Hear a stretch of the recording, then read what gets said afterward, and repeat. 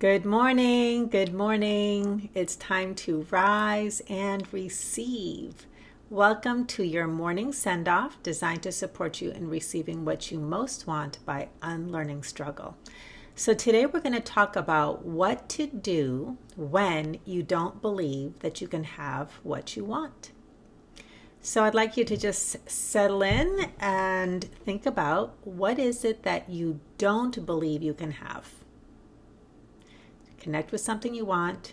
Connect with how strong that feeling may be.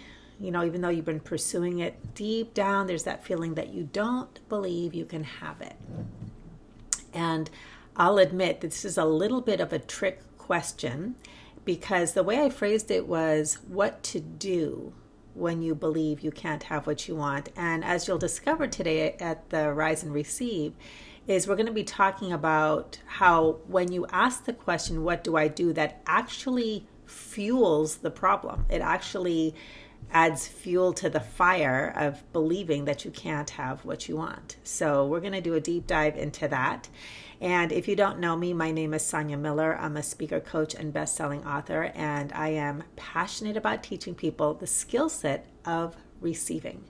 Because most of us really don't know how to receive. We know how to work for things and plan and strategize and hunt and pursue. But at the end of the day, when it comes to actually receiving what we've been working hard for, most of us don't know how to do that or what it even means. The closest we get is that we believe that receiving has to do with getting something or conquering or achieving or winning. But that is not receiving. And so when you don't understand what receiving actually is, that's what fuels this feeling of our long overdue rewards still eluding us, or our fulfillment being out of reach. It's always out of reach. And so we get to unpack what's going on, the mechanics behind that, and really how to tap into easy receiving. Because once you unlearn struggle, because most struggle is learned, then receiving just happens. And you start to welcome what I call welcome receiving in a fortunate way, which means you receive things that are unexpected and from unknown sources. So welcome to all of you who are rising. And what I do each morning is I pull one card for my brand new Receive Oracle card deck, which will be coming out in the new year. And I let the message of the card inspire the Rise and Receive message. So today's card is Receive Nurturing. Receive nurturing. And as I read it and later on unpack it, you're going to get to discover what nurturing has to do with the underlying belief that you cannot have what you want. This is really powerful, really profound. It's really life-changing. When I got it, it just opened up the flow of abundance and fulfillment in my life. As my clients get it, they also do too. And I want to say that up front because when I start talking about nurturing, I know what happens to the mind that over relies on doing. Remember how I said this is a trick question? What do I do? We get up into our heads and we think we need to do something. And every time you over rely on thinking and doing in order to embody the natural self-worth that allows you to receive, you sabotage yourself. So don't turn off the dial. Don't click away just because I'm talking about nurturing, because this is and absolutely can be the missing puzzle piece if you believe you can't have what you want. So I'm going to read you the whole card, and I already did another video on this. So if you want to do a deep dive into this, you can click on that link and watch that video as well. I invite you to sit back and receive this message. And if you like, close your eyes because it allows the words to go deeper. So, receive nurturing. Take a deep breath. You come into this world worthy. You are worthy simply because you exist. It is your true nature as an expression of life. Yet we struggle to know this when we receive messages to the contrary. The wholeness of life shows us balance between endless examples of duality. Light and shadow, physical and spiritual, masculine and feminine. The masculine values doing. The feminine values being. But when you have learned to value doing over being, you struggle with feeling worthy. You learn to receive based on performance and productivity. You learn that you must earn your worth, that your value is transactional. Yet when you know the value of your presence and receive simply because you exist, you experience the power of reasonless receiving. This means that everything that is present within you is valuable. Your joy, your pain, your fear, your loneliness, your fatigue, your needs, your wants. Everything about you is lovable, good, and valuable. As you practice nurturing your needs, you tap into your natural worthiness and expand in your capacity to receive the kindness, abundance, and fulfillment life offers for no reason at all. So take a breath. You can always come back and re-listen to this. And what I'm going to offer you, which I do at every Rise and Receive and is on each card of the deck, is a willingness mantra. Willingness mantra is one of the most powerful ways to be an invitation for what you want, especially when you don't believe you can have it. Because willingness is about, it provides the absence of trying to control things. And it puts your attention on what you want versus what you don't want. Your consciousness creates your reality. Where your attention goes, the energy flows. So willingness activates invitation and eliminates that slippery slope of resistance, because what you resist persists. So this just puts this open, inviting, flowing attention on what you most want, without worrying about, do you believe it? Do you have a limiting belief? Do you feel unworthy? It's this open, irresistible invitation. So if you're struggling with believing that you cannot have what you want, anytime you notice that, anytime you feel it in your body when you're focusing on your dream or your want, and there's a whole part of you that's like, oh, I don't think I can have it. I don't think I get to have it. I don't believe it. I don't believe it. Just notice. Stop. And you can use this willingness mantra. I am willing to believe that my needs and wants are good and valuable. I am willing to believe that my needs and wants are good and valuable. So there's your send-off. And if you want to stick around, I'm going to unpack a little bit about what I call the anatomy of feeling unworthy. Okay. Some of us have already an awareness of, and we hear this talk, this language in the world of personal development and coaching and goals and all of that. Some of us have already gotten this idea that, oh, I struggle with worthiness. Personally, I'll just share that I remember hearing these words for a long time and I just didn't connect with it. I didn't understand it, right? But you hear that kind of lingo or, that language, right? But when we don't really understand what's really going on, what happens is we remain in our heads. So let me illuminate one thing, and then I'm going to go over 3 main points about the anatomy of unworthiness. You don't think unworthy. You feel unworthy. You feel unworthy. And when it comes to receiving, one of the things that we explore is the being model of power. How is being powerful? Because we really know the doing model of power. We've been valued and rewarded and validated for how smart we are and all of our thinking and problem solving and action and plans and timelines and goals and hunting and pursuing. We've gotten so much validation for all of that activity. But how much value, validation, reward have you received for your mere presence, your being, how you feel, what you want, what's going on in your inner world? We don't get a lot of pats on the backs for our beingness, unless we're children and we're being quiet when we're supposed to. But if we come to our parents and we're upset, we don't like something, we have a voice, that's when our beingness, or we're joyful, starts to get squashed. Unless you were raised in this incredibly ideal family, but that's just part of, being human. There's no blame. It's part of our conditioning. It can be part of our culture. It happens. Okay? So with that, I just wanted to really emphasize that you feel unworthy. You don't think unworthy. But if we start to explore unworthiness, most of us do it up here.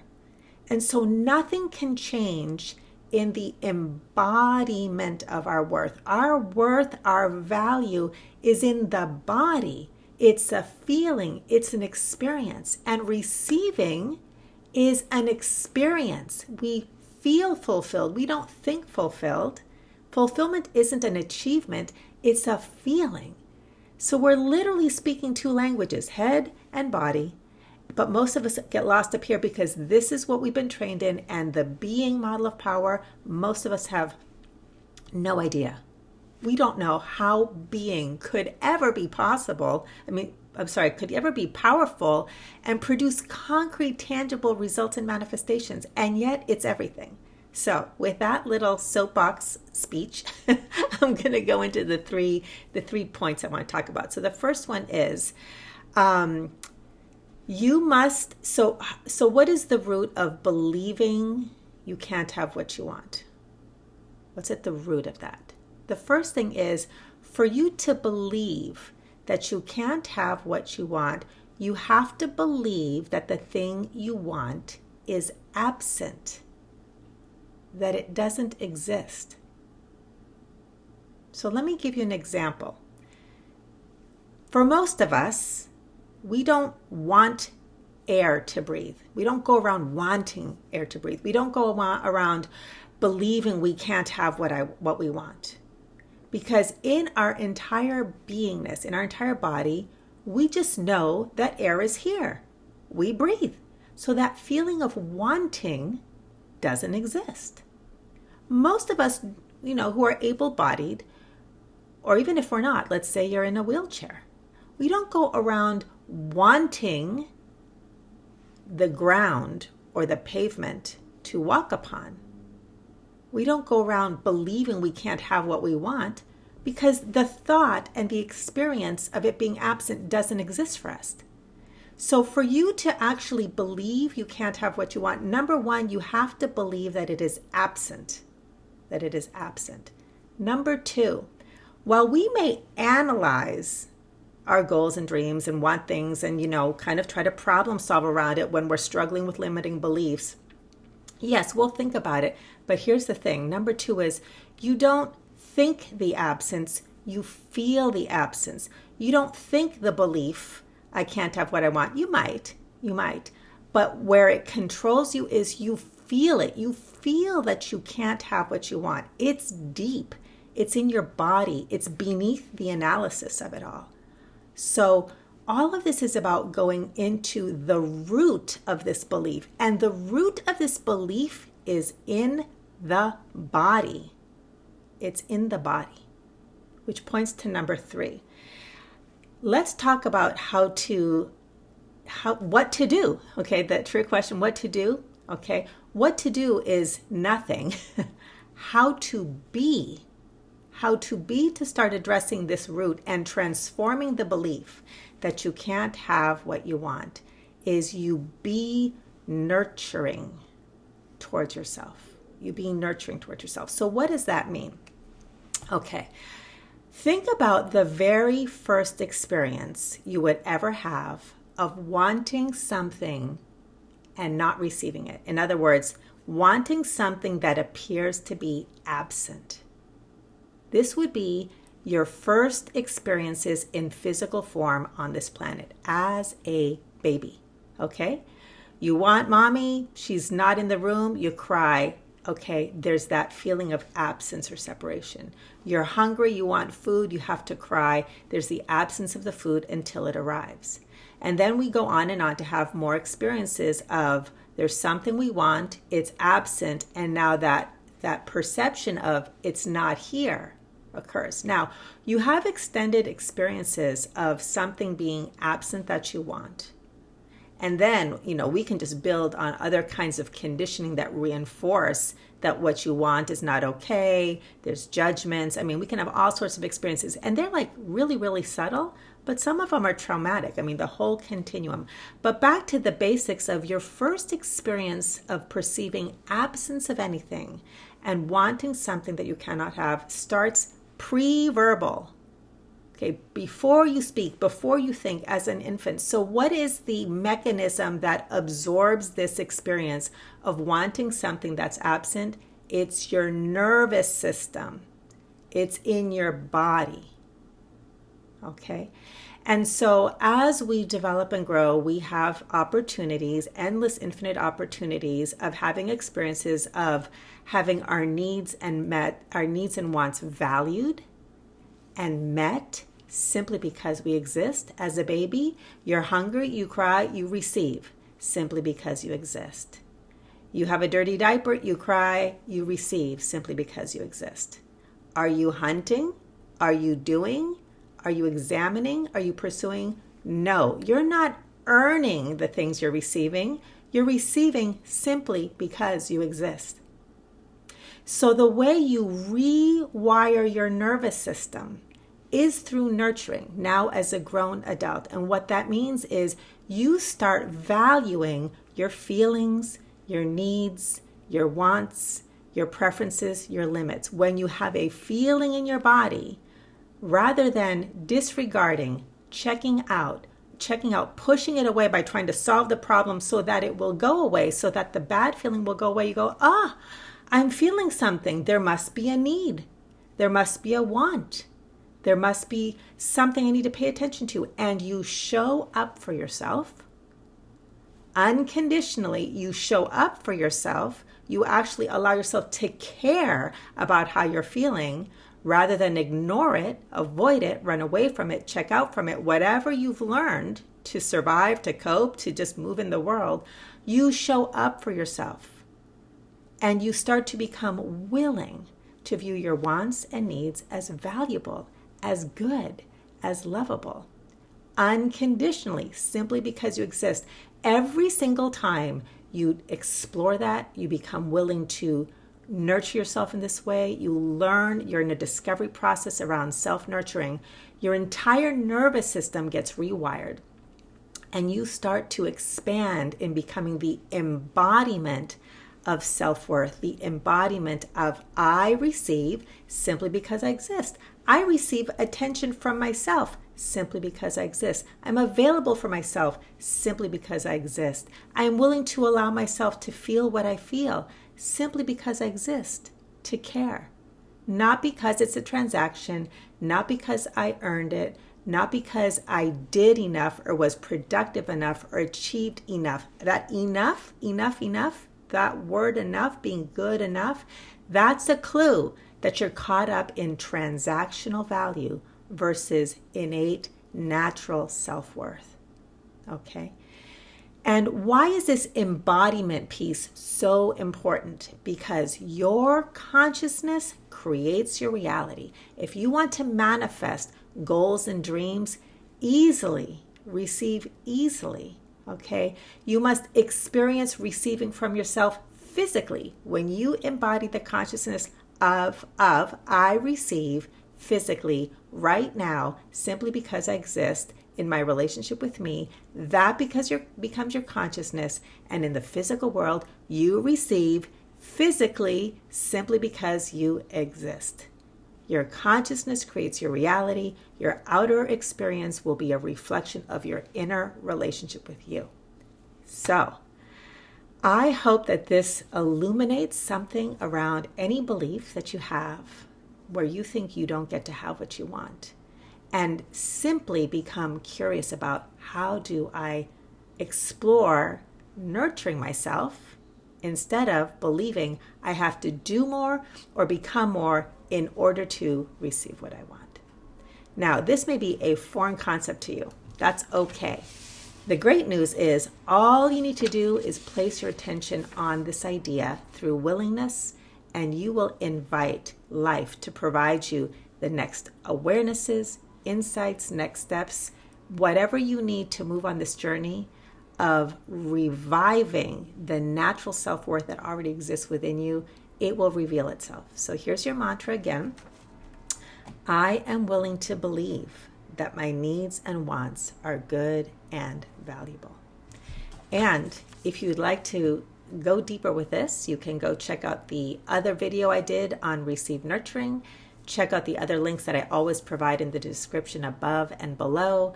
You can explore getting your own Receive Oracle cards, which will be coming out in the new year. Go to receiveCardDeck.com to sign up for the early bird list. You can also explore the 30-day challenge at ReceiveChallenge.com. I will send you 30 days of tiny micro teachings. All you need to do is press play. That is you starting to show up for you and discover the power of creating space for you. For 30 days, 15 minutes a day, you will start receiving right now with the awarenesses that will reveal themselves. And finally, if this topic really is resonating for you, I invite you to consider joining me at the Feel Worthy program. That's a 6-month group coaching program. I have 7 spaces left. It begins orientation January 5th, and just go to feelworthyprogram.com to learn more. As I said, it's a group coaching program limited to 20 people, and I'll be teaching it live. So if you have any questions, I'm happy to answer them. If this was useful to you, please like, please share, please click the red subscribe button on YouTube. It helps me reach the people that I'm here to serve. And I hope you have a great day, and I'll see you at the next Rise and Receive. Bye, everybody.